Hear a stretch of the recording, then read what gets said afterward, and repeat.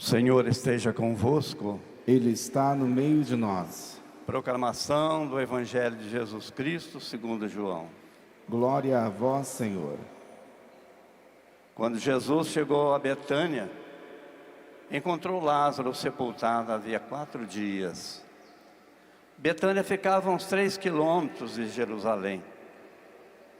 Muitos judeus tinham vindo à casa de Marta e Maria para as consolar por causa do irmão. Quando Marta soube que Jesus tinha chegado, foi ao encontro dele. Maria ficou sentada em casa. Então Marta disse a Jesus: Senhor, se estivesse estado aqui, meu irmão não teria morrido.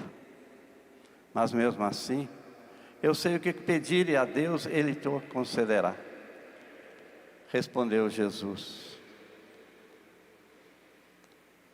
Eu sou a ressurreição, a vida. Quem crê em mim, mesmo que morra, viverá. E todo aquele que vive e crê em mim não morrerá jamais. Crês isso? Respondeu ela: Sim, Senhor. Eu creio firmemente que Tu és o Messias, o Filho de Deus, que devia vir ao mundo. Palavra da salvação.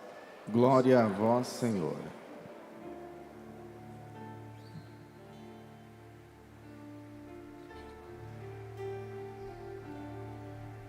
O Senhor é minha luz, o Senhor é minha luz e salvação. O Senhor é minha luz, o Senhor é minha luz e salvação. O Senhor é minha luz, o Senhor é minha luz e salvação.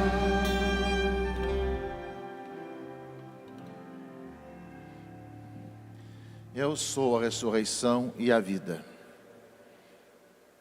Nós ouvimos agora no Evangelho, caríssimos irmãos e irmãs, a palavra de Jesus, diante de Marta, que falava de Lázaro que tinha morrido, e que justamente Marta disse que acreditava na ressurreição.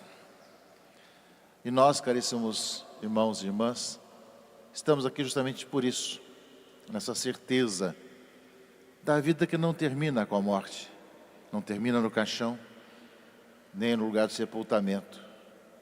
Aqui ficam os restos mortais, esse templo do Espírito Santo, que atuou, agiu, teve uma história, mas a vida continua.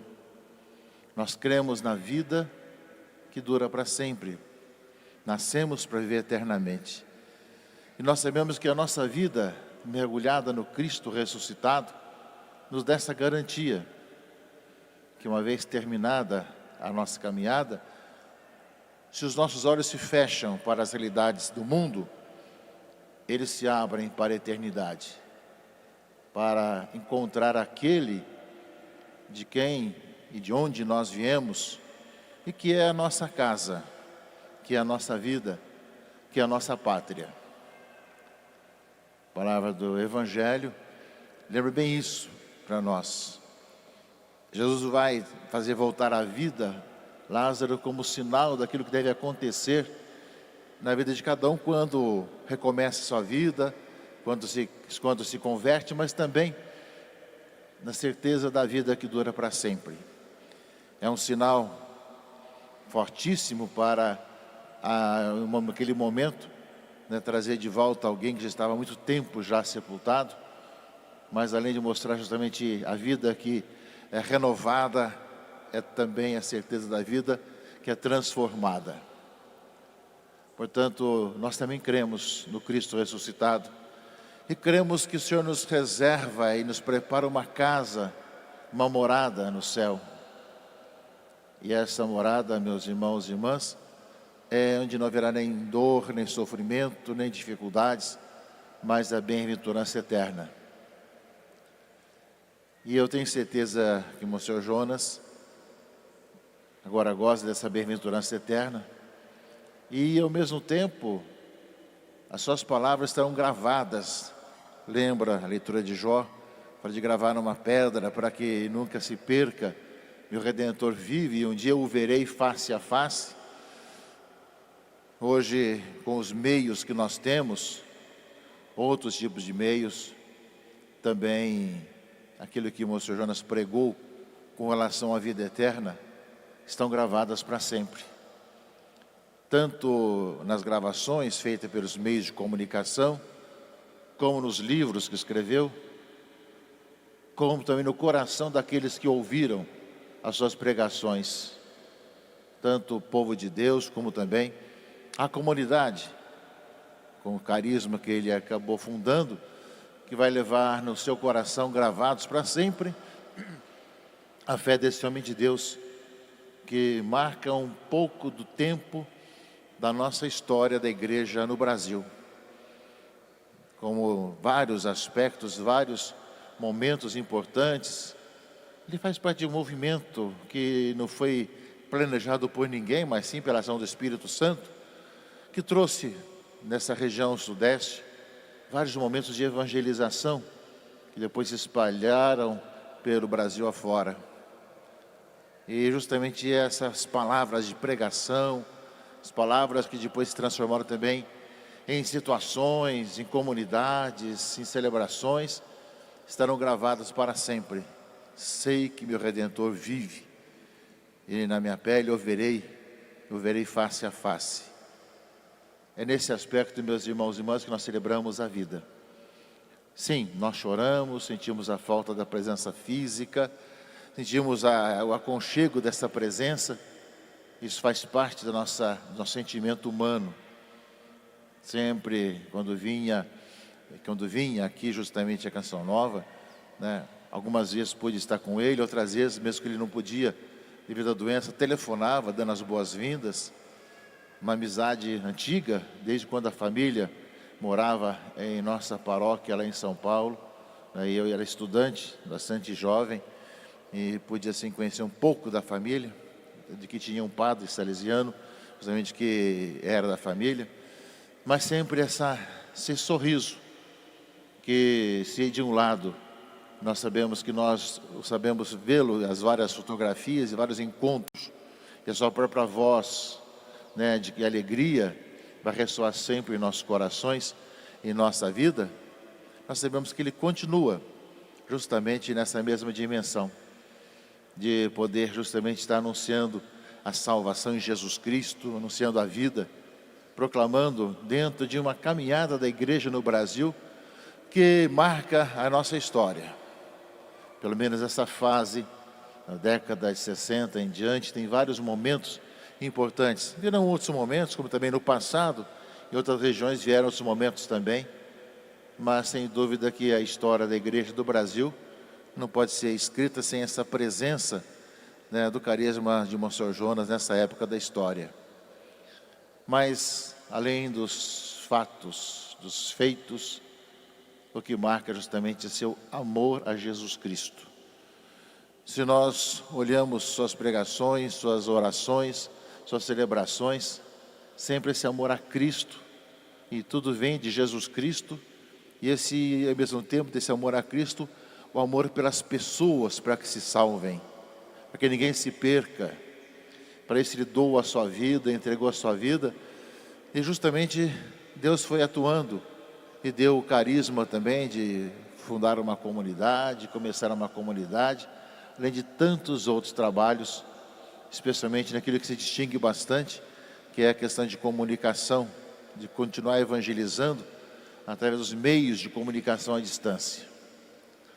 Portanto, ao celebrarmos hoje, né, esse retorno ao Pai de Monsenhor Jonas, nós sabemos que podemos olhar a sua vida como foi até hoje. A igreja, muito sabiamente, ela vê nesse último dia da sua vida o verdadeiro dia do nascimento, o vere dies natalis, o dia do nascimento para a eternidade.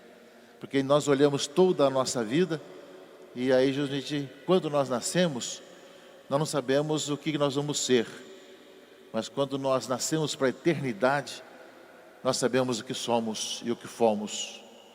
E por isso mesmo é o verdadeiro dia do nascimento. Por isso nasceu para a eternidade, já tinha nascido.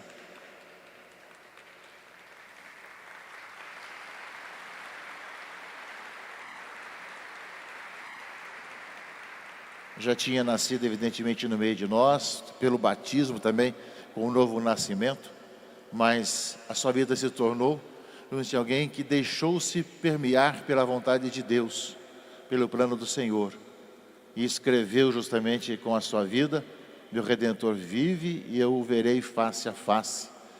E ele encontra o Redentor, ressurreição e vida, e agora pode desfrutar dessas bem-aventuranças. E tenho certeza de rezar por nós e interceder por todos nós, que aqui nós continuamos, para que nós também, caríssimos irmãos e irmãs, diante de tudo isso, peçamos a Deus essa graça de podermos ir até o fim da nossa vida fiéis ao Senhor, fiéis ao Evangelho, vivenciando o nosso carisma, gastando a nossa vida pelo Evangelho, pela Palavra de Deus, e para que as pessoas tenham vida, e vida em abundância, vida em plenitude, e anunciando Jesus Cristo nosso Senhor. Por isso mesmo, esses dias é para reflexão. A dor, o choro, a ausência faz parte da nossa vida, mas a fé planifica, nos enche de certeza e de confiança. Nós não nos separamos, apenas estamos unidos de uma outra maneira, de outro jeito. Sabemos que Ele continua vivo e nós rezamos para que nós continuemos firmes na nossa vida e a nossa missão, em nossa caminhada missionária, em nosso trabalho de cristãos. Deus proporciona a todos nós dons para que nesse tempo presente nós não esqueçamos de andar na sua vontade, para que no meio de tantas confusões do mundo, cada época tem as suas confusões, como também na época que ele começou a sua caminhada sacerdotal, ou quando ele começou também a sua caminhada carismática, ou quando começou também a Canção Nova, existiam muitos problemas no mundo, mas longe de ficar tímido com os problemas, deixou-se conduzir pelo Senhor, deixou-se permear pelo Senhor e pela ação do Espírito Santo, para que possa proclamar que o Senhor vive e está no meio de nós, e que ao mesmo tempo, sabendo que Ele é ressurreição em vida, assim possa cada vez mais do céu rezar para que nós também possamos chegar ao final da nossa vida, também cada dia vivendo com generosidade, com disponibilidade para a missão evangelizadora. E o mundo de hoje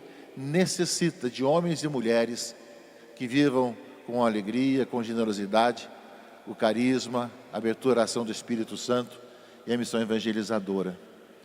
Nós somos testemunhas de um belo e importante momento na história da Igreja do Brasil.